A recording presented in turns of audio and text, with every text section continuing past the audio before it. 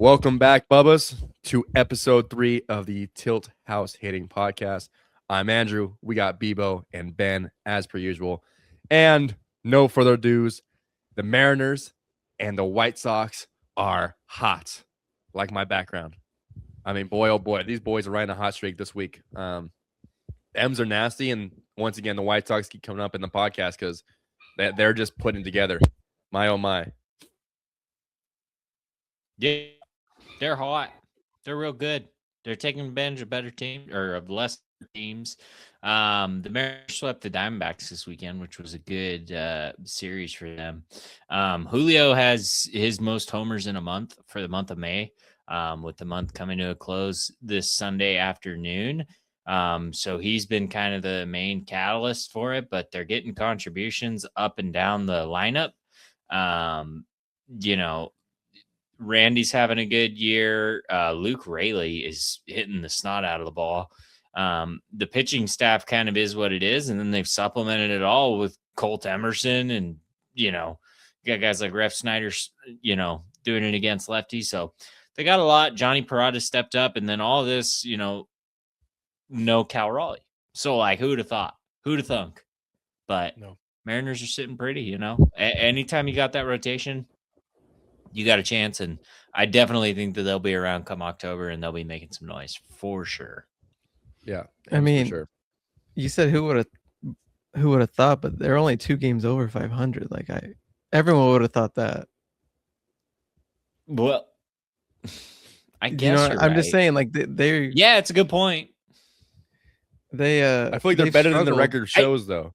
I feel like also, too, like J.P. Crawford's missed some time. Cal Raleigh's missed some time. Brendan Donovan's missed some time. Like, they've had a lot of guys, not going. Cal, obviously, so they haven't had their full bevy. And I know Miller's even missed some time. But aside from that, their rotation's been healthy for the most part. I know Spire's missed some time in the bullpen. But, I guess you stand a point there. But still, with that being said, they've kind of battled through some injuries and they're still doing it. So it's pretty impressive in my opinion. Next guy up for sure. I mean, I will say though, the White Sox, not going to say it's fluky, but when you face the Twins and then the Tigers, I mean, you'd hope to get 5 wins in a row at that time. Just saying. I know. That is again, going into the year, that's tough. You couldn't even. There's no guarantee going into the year that the White Sox need to get these wins against the Twins and Tigers. But yeah, they're definitely building something there, dude. Over the next 4 to 6 weeks with no Murakami, do they go above or below 500? Below. As much as I know, Ben, you love watching them, but I'm still there's. It's like the narrative's there. They're still the White Sox. They're the South Side boys for a reason. I mean, sooner or later, something's gonna come up. Someone's gonna get hurt, like Murakami right now, and it's just the wheels gonna fall apart. I'm like, oh, there's the White Sox. They're back to earth. Let me just tell you something, dude. When you tune into a White Sox baseball game and you roll into and you're bringing a righty to the table, and you see Antonacci to Vargas to Murakami to Colson Montgomery. I'm just saying, dude. There's not a whole lot more entertaining 1 through 4s in ball right now. I'm just saying, and that might be a hot take, but I don't give a shit. Okay. These guys are good and they've been doing good all year. You're looking at Miguel Vargas with an expected weighted on base average close to 400. Expecting bat average around 250. Yeah. Okay. That's average. But Murakami, dude, this guy slugs the crap out of the ball. And he slugs and he does damage. And yes, I know he's going to be missing the 4 to 6 weeks, but it's just going to leave room for these next batch of guys to step up that they have the bevy of depth of youth because they've been in the cellars for so long that they've got talent up the pipelines. Jacob Gonzalez, correct me if I'm wrong, came up. He's been the best hitter in minor league baseball. He's going to step in and replace. He played first base today. And you can move him around the diamond. He plays first, second, and I believe third. So they got a replacement instantly. And yeah, it helps that they've gotten some,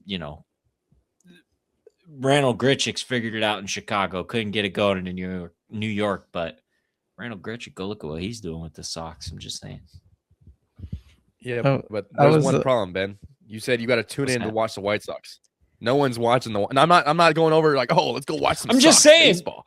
No one's doing I'm just saying, if I'm on MLB TV and I'm looking up and down the page of the games, or I got to make my quad box, I'll put the White Sox on before a lot of other teams now. There's a lot less entertaining teams than the White Sox. The White Sox are definitely up there. I'd say they're a top 10 to 15 watch right now. And yeah, I know, whatever you're saying, 10 to 15, whatever. But dude, they've been like bottom 5 consistently for the last 6 years. No doubt. So that has changed. Forever. I was laughing because you said that was the Mariners, that the Mariners beat the teams they should have beat, like the bad teams. You said the A's. So to put you both on the spot, who do you have finishing with a better record, the A's or the White Sox? I know White Sox have a little bit of a lead on them now, but if you had to choose one of those teams, the A's. The A's 100%. Give me the White Sox. They've been missing. Go ahead, AK. They've been missing Jacob Wilson for the past almost month. I mean, it only takes one mental cue for Lawrence Butler to get it back, and they're back in it. And you're playing at a AAA ballpark when the ball flies in Sacramento. It's gonna be an absolute barn burner every single time you play, and so you get the best bats back in the lineup. And obviously, Bengaliers, that's the nickname, right? Yeah, baller. I mean, they're gonna be better for sure. Ben? Yeah, no, I'm taking the White Sox. I mean, you give me Davis Martin,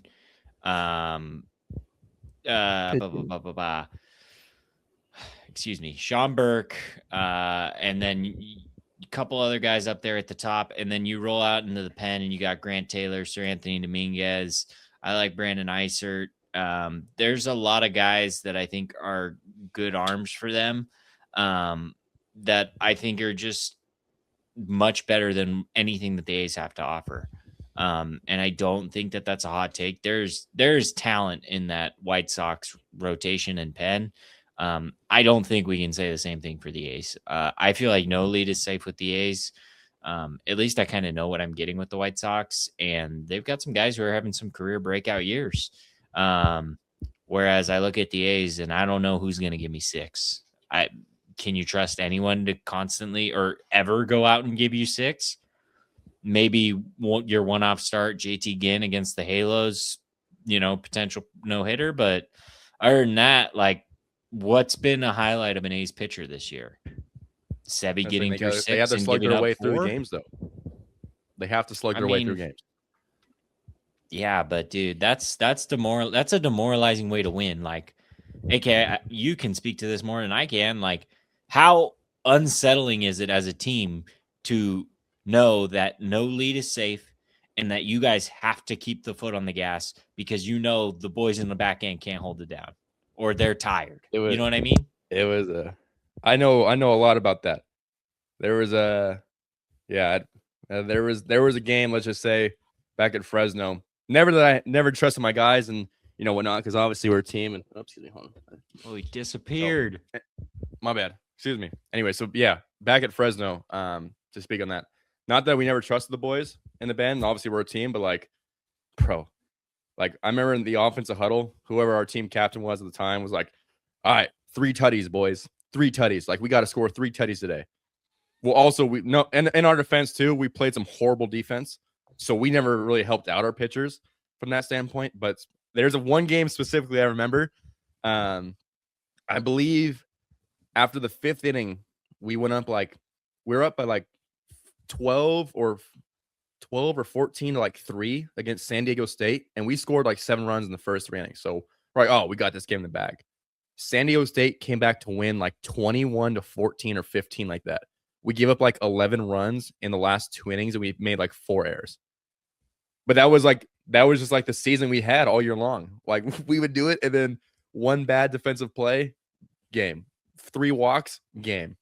And so it's not. I understand where that's coming from, where it's shaky bullpen, shaky defense. Not saying the A's have a shaky defense, but it's not the best feeling for sure. Seattle Mariners, by the way, top 5 in team ERA. The White Sox are 19, so they're not as high up as I thought that they would be. But you could butter knife any of those stats, I'm sure, just because.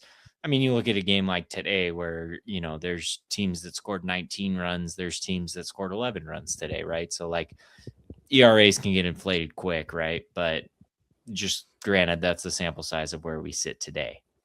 Yeah, 100%. No, it's good talk right there. I like when you speak ball, man. I love listening to you talk ball. Marsh, you too. To answer my question, I know Ben hit it. I'd have similar answer. Like, if the A's had Mason Miller, I'd probably take the A's. They miss him. I would too. And I think I saw a stat this past week that they have like the worst record in 1-run games in the MLB. They have like 1 win in 1-run games. And like you just touched on it, like the back half can't hold it down.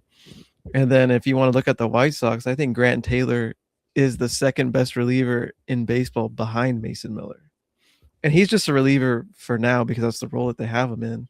But he's going to be a starter, whether it's next year or the year after that.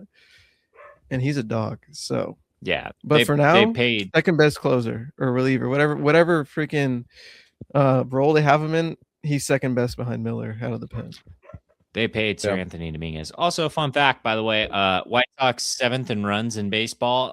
The Athletics are 17th. So moot point there, fellas. I think the White Sox can do it. Just saying. Whatever you want to say, but whatever helps you sleep at night, kid. Butter knife it. You can say they get into some blowouts. I know that they put up like 12 earlier this week or something like that. Murakami had a couple of bombs in the same game. Yeah, enough with this shit. Let's get to the real stuff right here. I was gonna say, well, you're saying 12 and 19. What about some of those battles you had up there at Air Force? AK, those were 20-run games apiece, almost every single time. Bro, I remember one of my last games at Air Force. I got fisted so hard on like a curveball from a righty, just in on my hands, and like popped it up. It was probably like a 76 mile per hour curveball, just a big old looper. And like I got fisted like literally on my hands, like probably middle of the barrel, home run, right field foul line. I was like, "There's no way." Imagine, I remember playing Paul Skeens. Skeens absolutely hit just a infield fly ball, 400 feet in the air, and it just 390 foot bomb. Like it was a literal infield fly ball. It just kept on going when Skeens was still playing. Like it was stupid. I mean, that was. Air Force is insane. I was there for that series, and even the series at home against Paul Skeens, it was crazy to see him throwing 97 plus. Like the radar never lit up like that at Fresno, right? I don't know if it was wrong or I don't know what it was, but when Skeens pitched, it looked like it was right because it was right at 100. He'd shut us down, then the next day DH, and then the next day catch. Brian Wu at Cal Poly threw 98 through like 96, 98, and he'd just get hit around so hard, dude. He had like a 6 ERA and a 7 ERA. Literally, like he was bad at Cal Poly. And then when he like started to make the turn and the jump in the majors, like it was like, whoa, what the same guy? Like, no way. But yeah, it's crazy how it turns. But it's crazy to see those big leaguers, and in front of you at an earlier stage for sure. Yeah, but well, I mean, I can't speak on it enough. Like he had like a 2 ERA. Yeah, you don't understand. Yeah, how crazy that is. So before he was on LSU, or before he is who he is now, a 2 ERA there is impossible. You can bunt and score 10 runs. At Air Force. I'm well aware. My brother's had some balls aired out there. So I forgot he went to San Jose, huh? He'd tell me about it. Yeah. I remember one trip Eshawn had like a 1 point something ERA going into this weekend, and he left with like a 5 ERA. Yeah. And we're in like the middle of the year too. He's like, "Oh, Air Force about to just absolutely ruin my ERA." I mean, you're right. That would have been a good time to have altitude poisoning. I know you had your As a pitcher, you're trying to be. Oh yeah, I feel sick this weekend. But as a hitter, you want to be in the lineup. And AK missed like 2 games that week. He missed like 2 games that weekend with alcohol.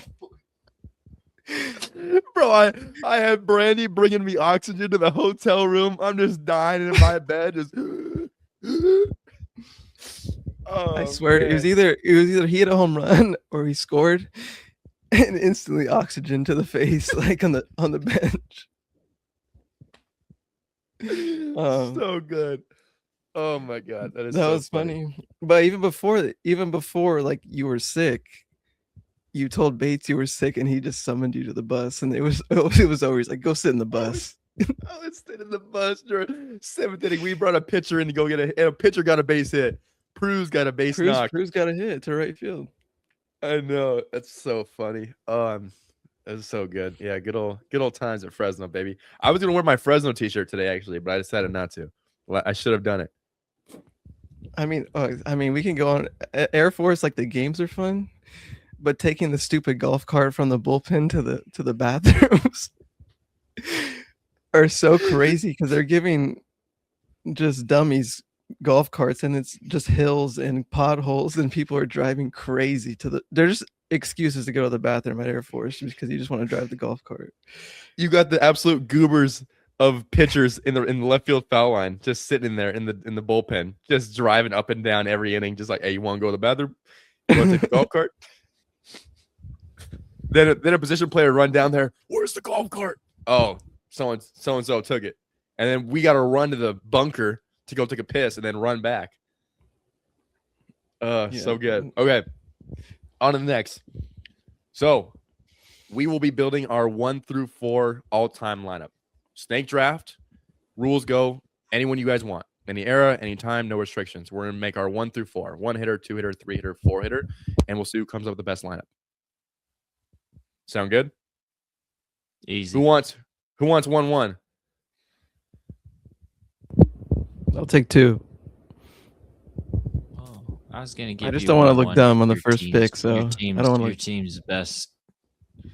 Your team's the best right now. I'll take 2. All right. Okay. How about this? 1-1. Okay. So here's a question though. Do you want to go like 1 hitter, 2 hitter, 3 hitter, 4 hitter, or you take a guy and you can put him wherever you want? Put him anywhere you want. No, this is modern baseball. They go wherever they want. All right, perfect. 1-1. I am taking the greatest hitter of all time. Barry Bonds is going to slide right into my 3-hole. That was my pick, dude. Why'd you do that? Because he's the best hitter of all time. All right. Oh, that was my pick too, but I didn't. I was hoping he'd fall. So, I'm gonna go Albert Pujols. I think he was on my board. I think that's a simple. Where's he going? Pick. On my board. I'll figure it out. I don't know yet. Well, you got to put him somewhere. You got 2? Yes. 2. Pool's going 2? Yeah. 2-2. Okay. Benny, back to you, and then back to you again. He's doing too much research for this. All right. Yeah, I'm gonna go with Aaron Judge in my 2-hole. In my 2-hole, I want Aaron Judge. And then that makes things interesting, actually. I don't know if I should have put him in the 2-hole.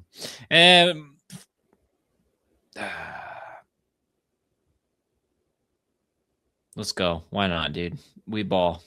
I'm going to do something a little unconventional. I probably would have liked a little more speed, to be honest with you. And in hindsight, you know what? I'm going to switch Judge. Putting Judge in the 3-hole, moving Ty Cobb. Ty Cobb is my 2-hitter. Wow. 366 career average. Okay, gentlemen. Nice. I get on base for Judgy, let Judgy slug. And Judgy's going to get on base too. So, dude's never getting on base. All right. Marsh, back to you. Him and his 38-ounce bat. He's not touching post games. I'll pick Manny Ramirez.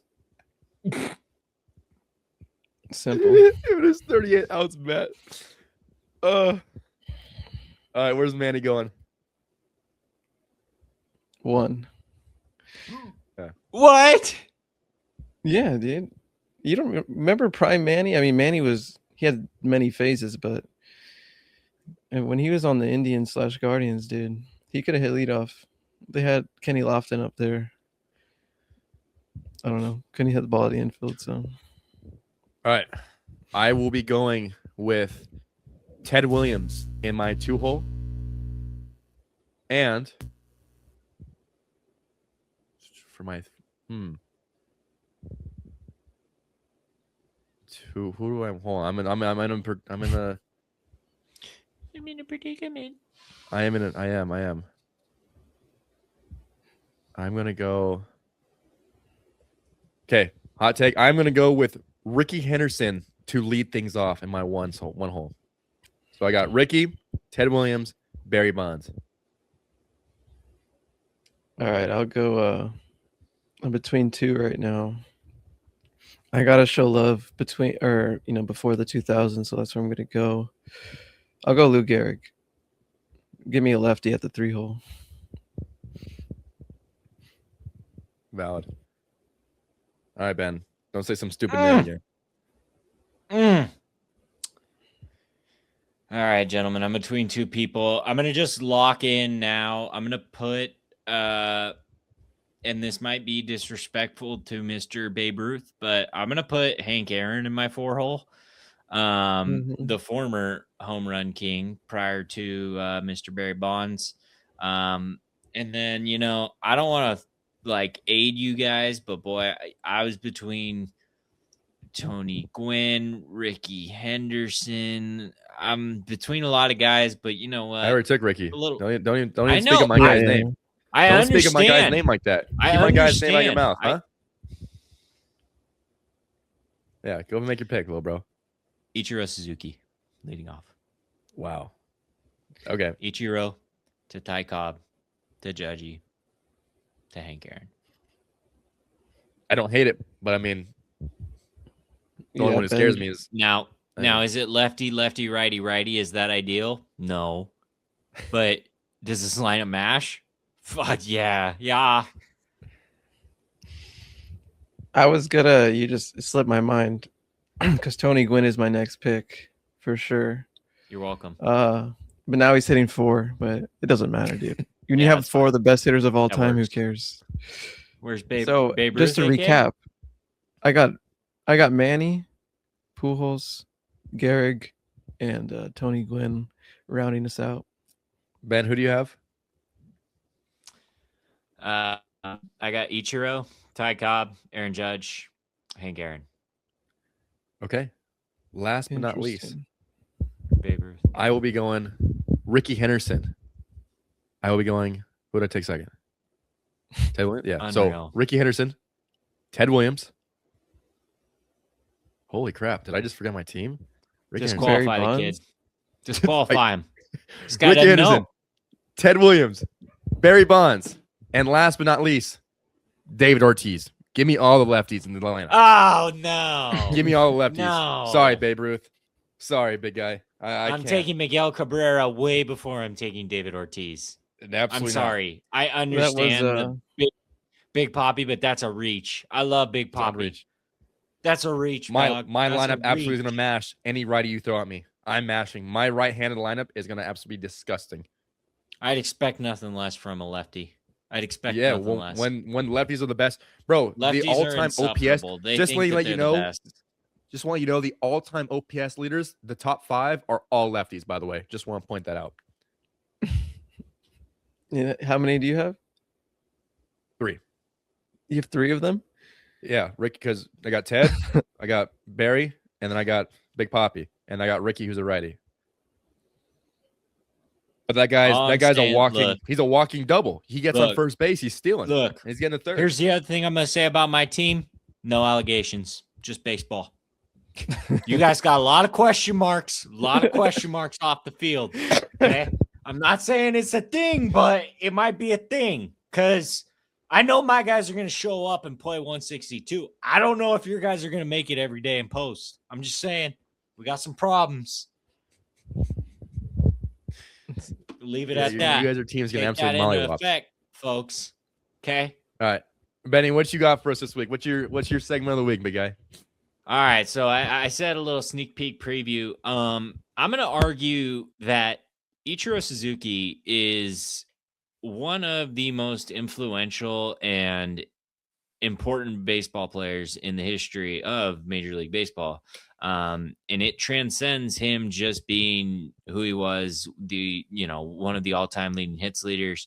And everything that he did with the Mariners and prior to being with the Mariners in, Japanese baseball, he's influenced now such a massive part and so many countless big leaguers in our league. I mean, you look across the league now, you're talking about Ohtani, Yamamoto, Jung-Hoo Lee, Senga, Imai, Murakami, Sasaki, Imanaga, Yoshida. Even guys like Kwan and Carroll have referenced, Ichiro as being, an icon for them and somebody that they looked up to and influenced their pathway to Major League Baseball. And it's created an influx and a true like pipeline for Japanese and, Asian born baseball players. And it's influencing our game so much these days. And they're talented baseball players. And we're seeing more and more of them as time goes on. And like Ohtani is arguably right there, greatest baseball player of all time. And we didn't even draft him, by the way.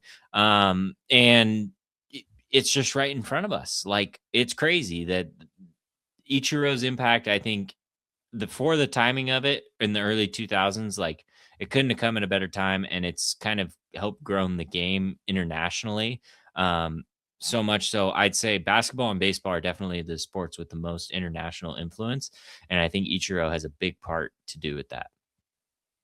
100%. I think of like Ichiro as like a Greg Popovich in a way. I know it sounds like a stupid take. Hear me out. He didn't coach. He's like always around the Mariners facility. Like, he's still always a game. Like, you see him doing all these like things, and like he played like a high school baseball game, like in Japan or where it was. And just coaching these kids, and like he's still throwing, he's still hitting, and he's still around in the game, involved and giving back to everyone.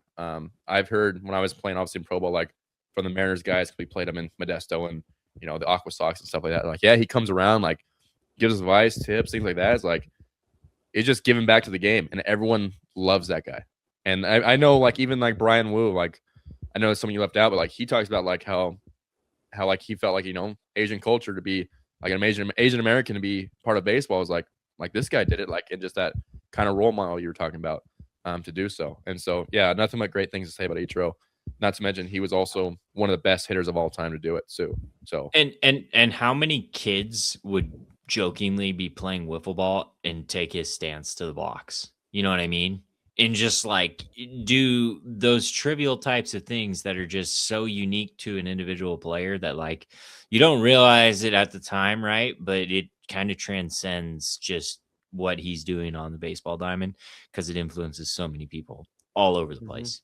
Imagine all the Japanese advertisements for Ohtani these days. Imagine what it was for Ichiro back in the day, and how many young kids saw that, and now what it's grown to, and now what it's continuing to grow to, and the influence that these guys are having there now, right? And the same thing goes for the Dominican guys down in the Dominican, Venezuela. All these, they just won the World Baseball Classic. Like, it's an amazing thing, and I think that is the biggest benefit of social media these days in baseball is the fact that you get a glimpse into, you get to see these players like nonstop. There's always a camera on them, so you get to look up to your icons, and they're generally positive influences, and it's a good thing. Yeah, 100%. Marsh, we got. Yeah, Ohtani's questionable, but it's all right. I mean, I agree with you, but it is what it is. I think Ben hit it on the spot because there's plenty of little league games like before, after games where, at least I know I would hit lefty and do his his little slap running softball style swing. Screaming Ichiro. I know plenty of kids did that. And just a pure hitter, obviously you drafted him, but could do it all. Obviously he didn't hit for power, seemingly because he didn't want to, but even at his age now, like, he could probably freaking still play. Yeah, he could still be 50 years old, hit close to 300. So, yeah, total legend, dude. And yeah, icon. But he was good defensively too. For so many. Oh, absolute. Did you see that actually? Did you see that clip of who's the guy from the White Sox, the right fielder? Did you guys see that clip recently? PCA?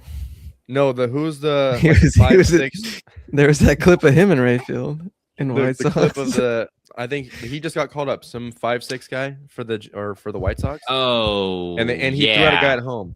I don't know his name, but they literally in the post game interviews like, did you like channel your inner like Ichiro? And they were like, no, don't ever say I'm Ichiro. Don't mention me. Like, I'm not Ichiro. Like, the respect that has for him is like insane. Nishida. So, yeah, Yoshida. Riku Nishida. No. Well, say it again. Nishida? Yeah. What'd I say? You're right. I don't know. He said Yoshida. He said Yoshida. Oh, no. Who was it? I'm just. You know, Ichiro stole 509 bases. Ichiro stole 509 bases. That's insane. And didn't he come like when he was like 24, 25? Giants have like 5 steals this year.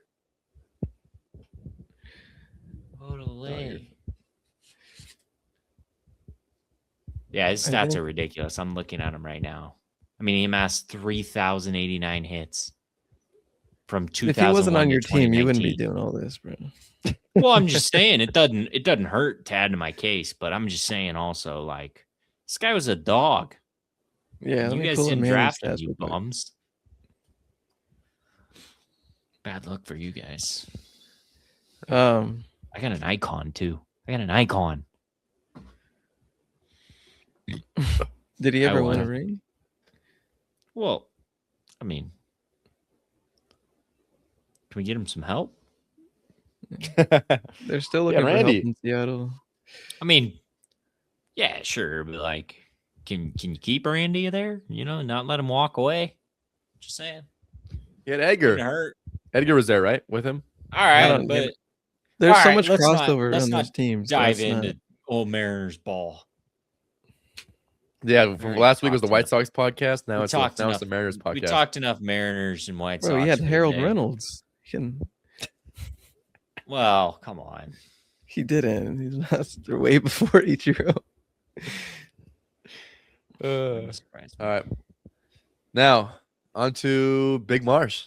Yeah, this is a good. I mean, it's a good segue because we're talking about hitters and some of the best hitters of all time.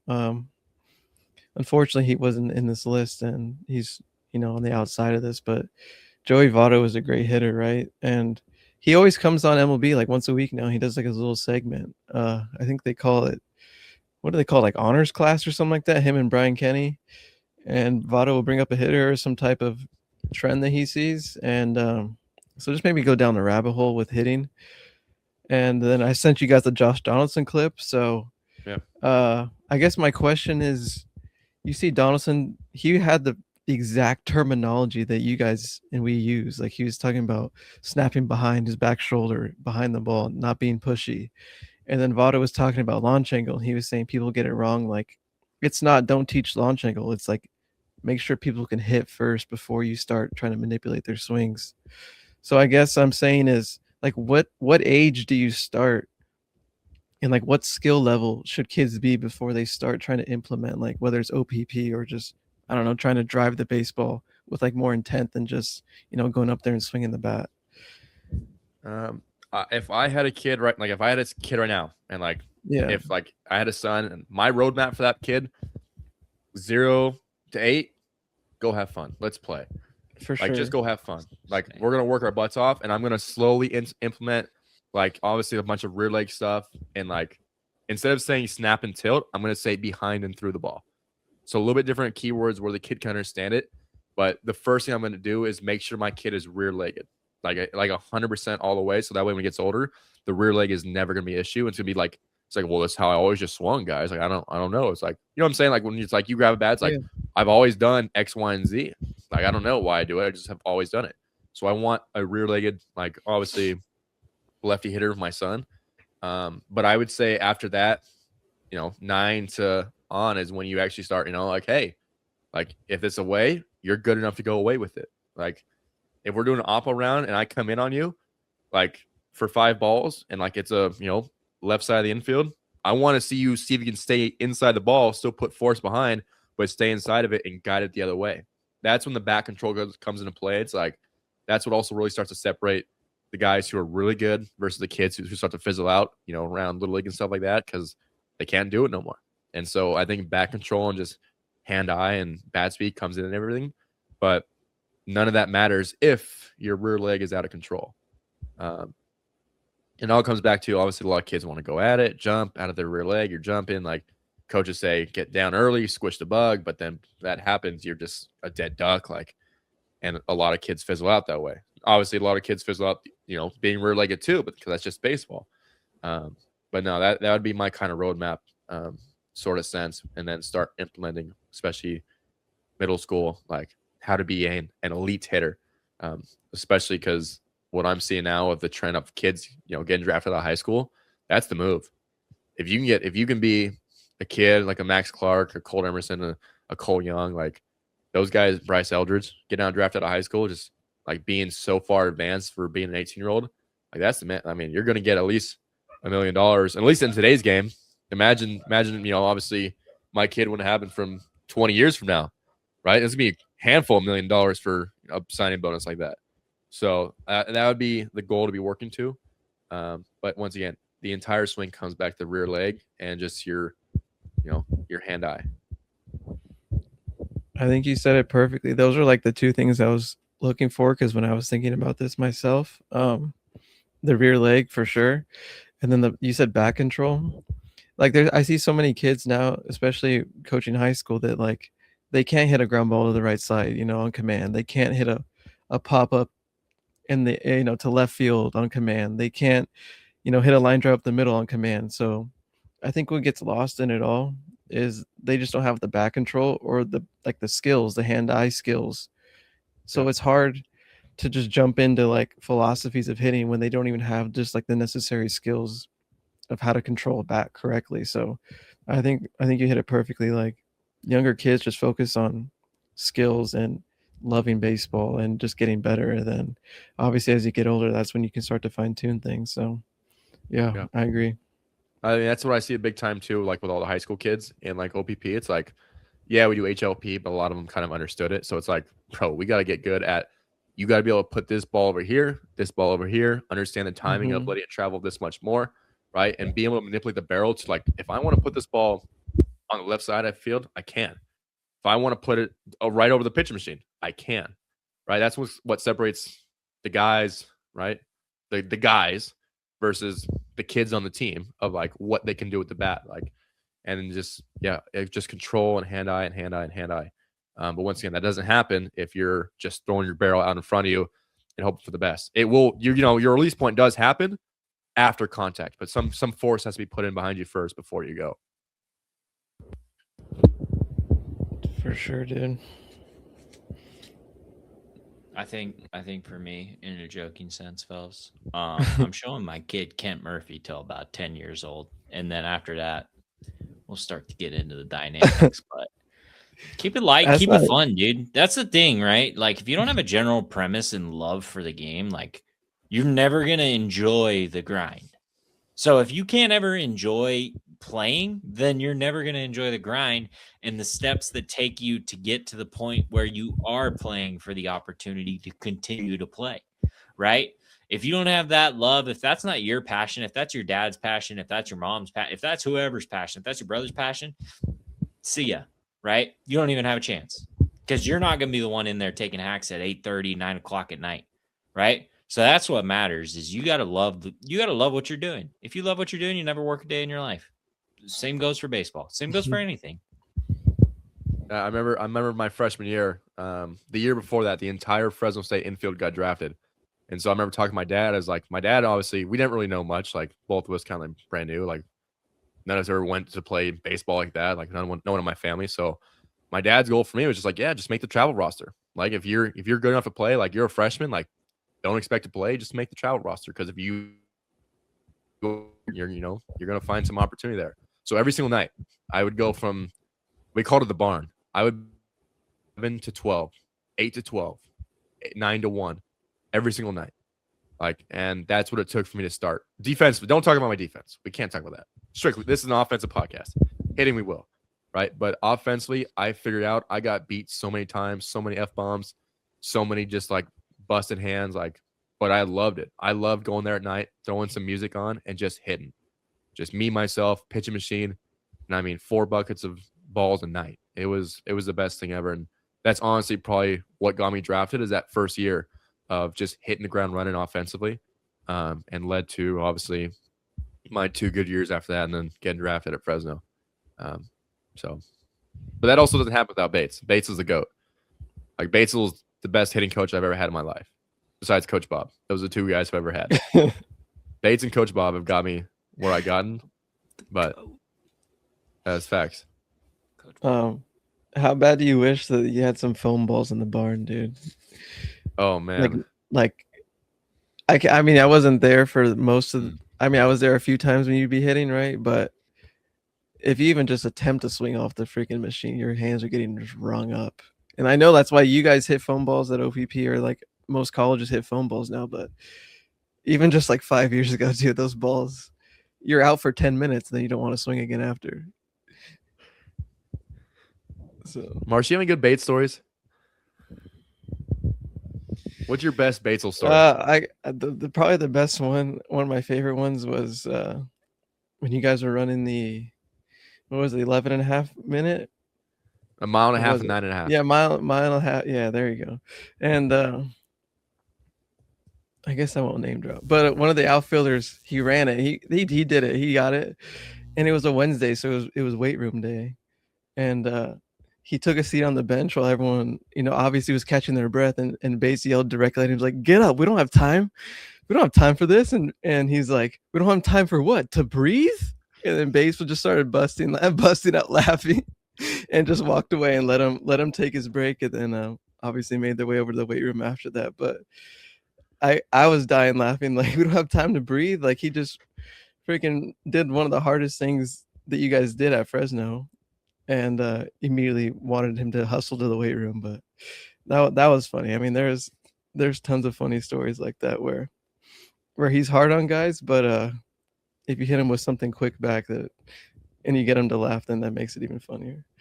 He's the best. Breaking news. But Breaking news.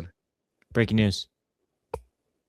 Cal Poly baseball so back, boys. We're so much better than you, dude. It's crazy. We just won the freaking regional. We're so back. What did Cal Poly just won? Ever? No one cares. Whatever. No one cares. On to the next. I care. Where's Fresno State? Oh, I don't know.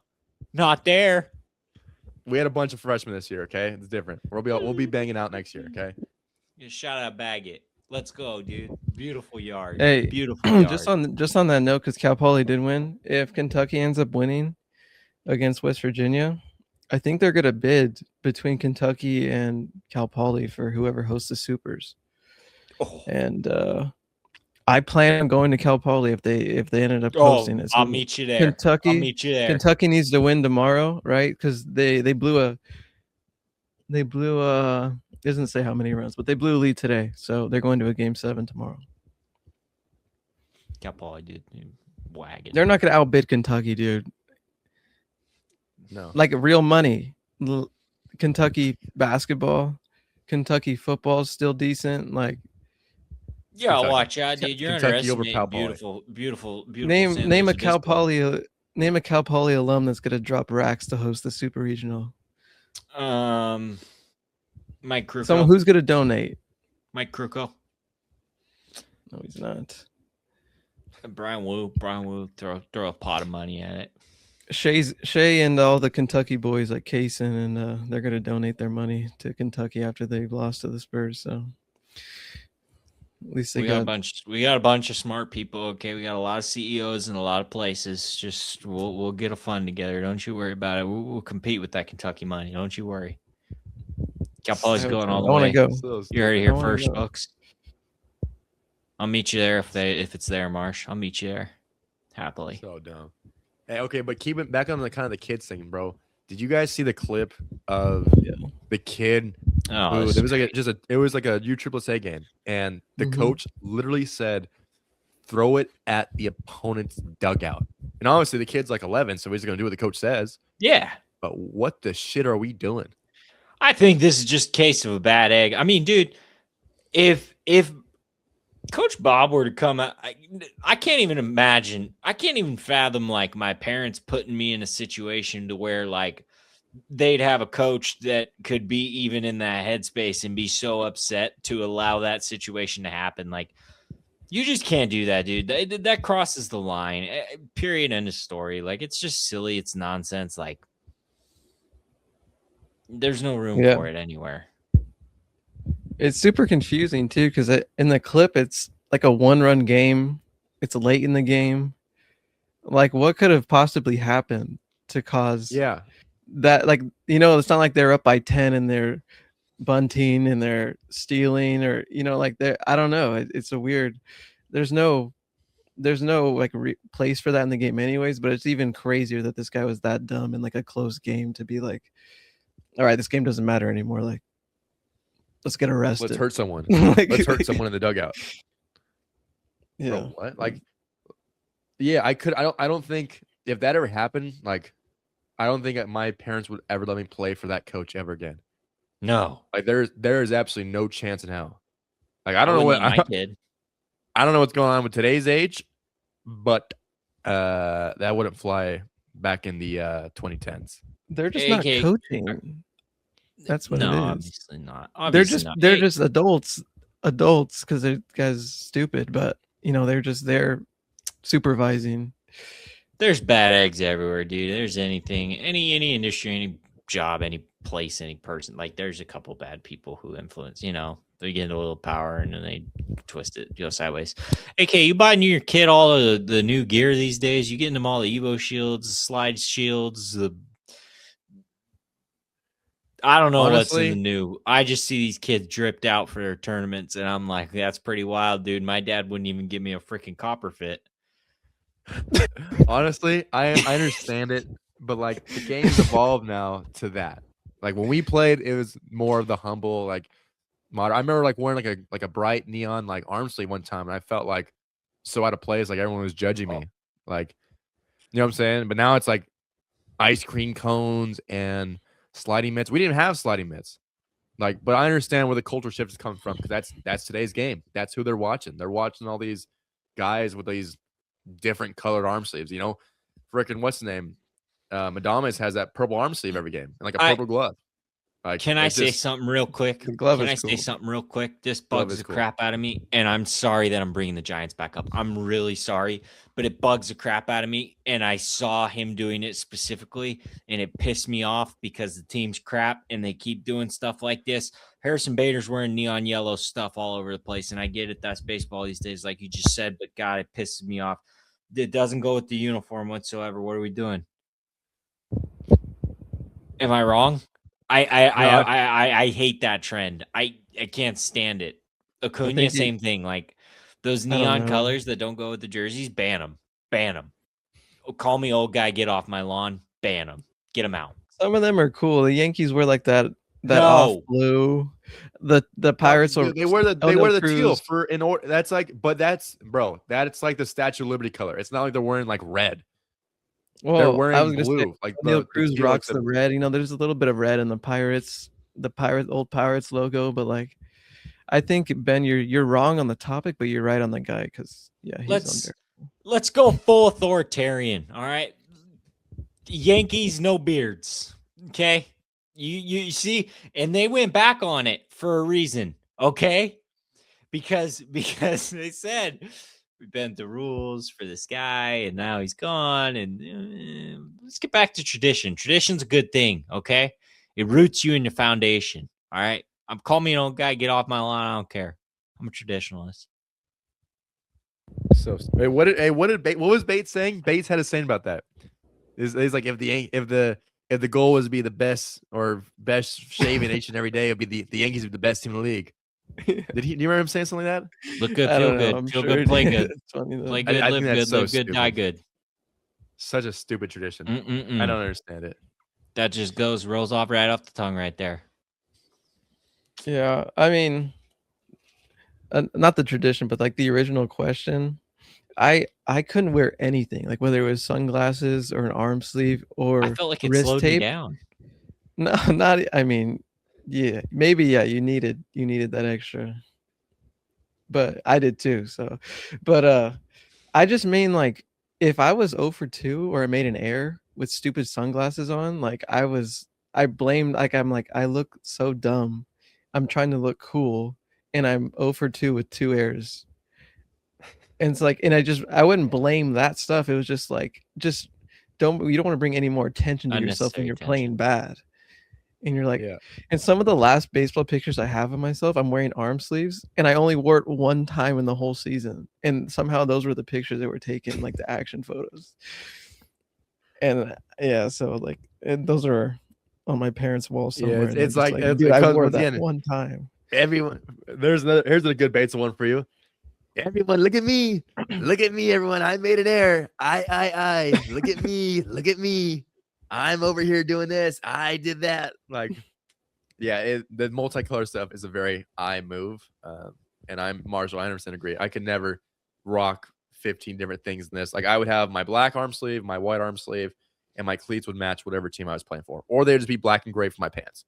I'm not rocking neon blues or anything like that. Like, yeah, but once again, the game's different now. So we can't be the old heads. Let's not be old heads and hate it. Like, get off my lawn. And then lastly, Benny, I'm excited to hear your take. Boys.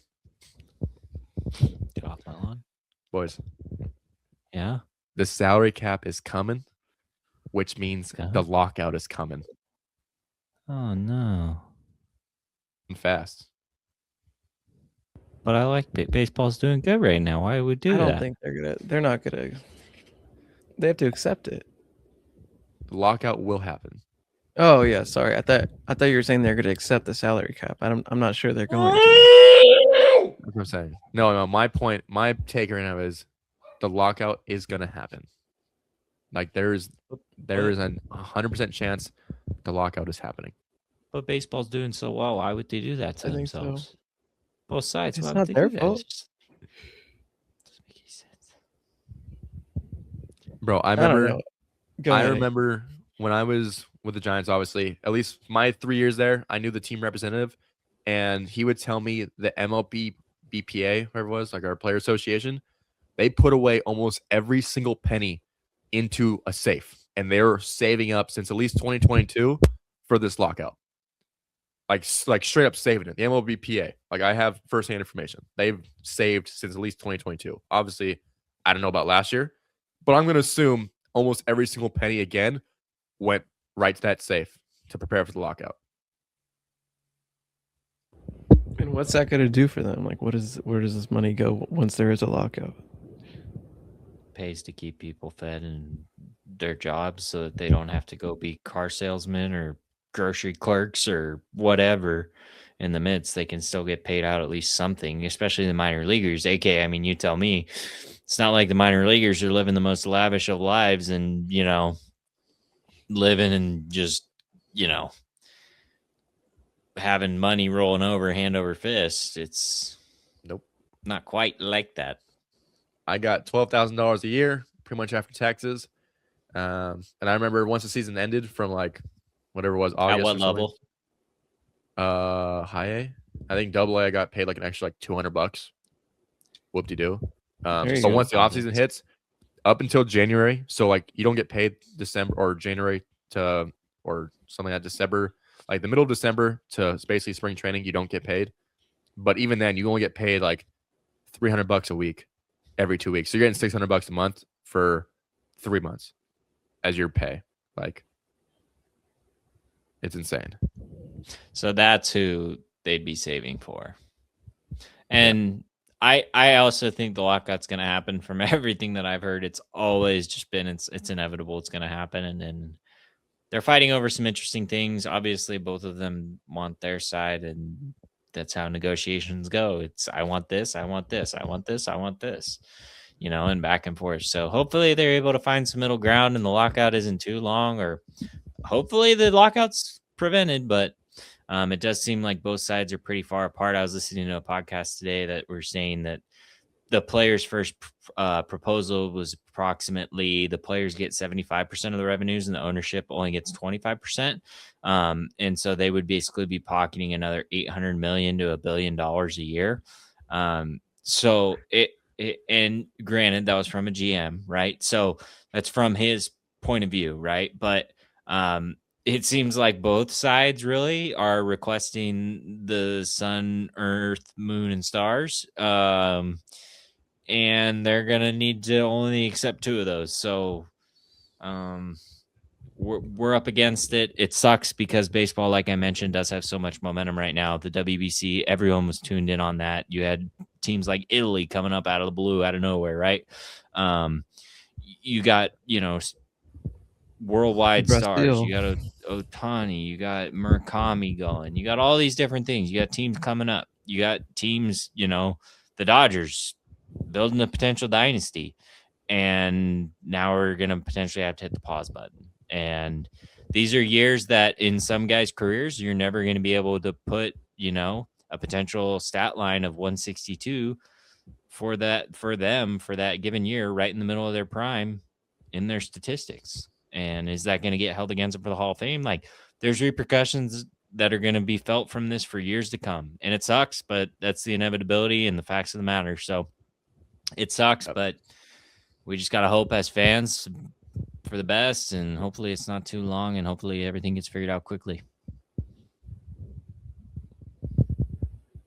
Yeah, I can go real quick on this only because I've been seeing some stuff on YouTube and reading things, and I Like Numbers on YouTube just posted a video that was talking about this, and he brought up a good point that neither sides have actually talked about yet, is the arbitration stuff. You don't become a free agent until 6 years into your MLB career, and then you go through the average pitcher career lifespan and the average hitter lifespan. They don't even get to 6 years, so they aren't even getting paid what they're worth in a 1 or 2 year span throughout their first 6 years of their career. So I mean, screw the salary cap and all that other stuff. Yeah, sure, that's important maybe if they think so, but these players need to start making money earlier, because these teams are just controlling players for 6 years of their career. Then again, most of them don't even make it that far. So yeah, that's the issue. And that's a good point. That's even if too, you're say a reliever who comes up at the age of 30, you're still under club control until you're age 36. That's crazy, but it is what it is, right? Your clock starts once you get up. It's not necessarily just because you've been with the team in the bushes. It's when you get up. So, and I hate to say this, it pains me a lot, but as much as I hate them, the Dodgers are good for baseball, because you're seeing it. You're paying for the best players. You're deferring the shit out of money, but they're also going to be winning the next 5 championships because of it. I want my team. Yeah. Teams should be incentivized to spend money to get the best team on the field. Period. End of story. So as much as we all hate the Dodgers, I know I've always hated them. They're good for baseball. I'm not gonna say it. So we'll see. We'll see if they're good for this lockout. Hopefully. So much deferred money. That massive payroll. So they're going to just defer it. They're going to actually defer the lockout. That's valid. So, well, boys, hell of an episode. Great stuff. Always good just sitting down and chatting with you guys. Love doing this with you guys. Everyone, thanks for tuning in, my bubbos. Hang on. What are the odds you think if the Giants just go to Milwaukee and get swept over 4 games? I call in a KMBR, dude. I'm gonna have to join my boy. If you were to call it if you were actually calling a KMBR, what are you saying to them? Actually, I'm gonna give him a full rundown like my boy did the other day, dude. I was listening, and the guy calls in from Denny's, and he's like, I'm here getting my grand slam, mainly just here for the coffee, get bottomless coffee, free refills, grand slam. But I had to step outside. This team stinks. And I'm not gonna lie. Thank God the Giants aren't facing Mizorowski because I think they'd break the single game strikeout record. Kyle Harrison will do that for him. Oh, Kyle Harrison's gonna mow us down like a 4 foot, lawn. Just push mower right through that thing. Just skirt and gone. See ya. Just oh man, I'm not looking forward to that. So that's Milwaukee an Chicago. optimistic Giants fan. It's an optimistic Milwaukee Giants and then fan Chicago. What could go wrong? White Sox? Cubs. Okay, thank you. Ooh, thank God you scared me. The White Sox are such a scary team. All right. Obviously. Anyways, thanks everyone for tuning in. Till next week. Peace.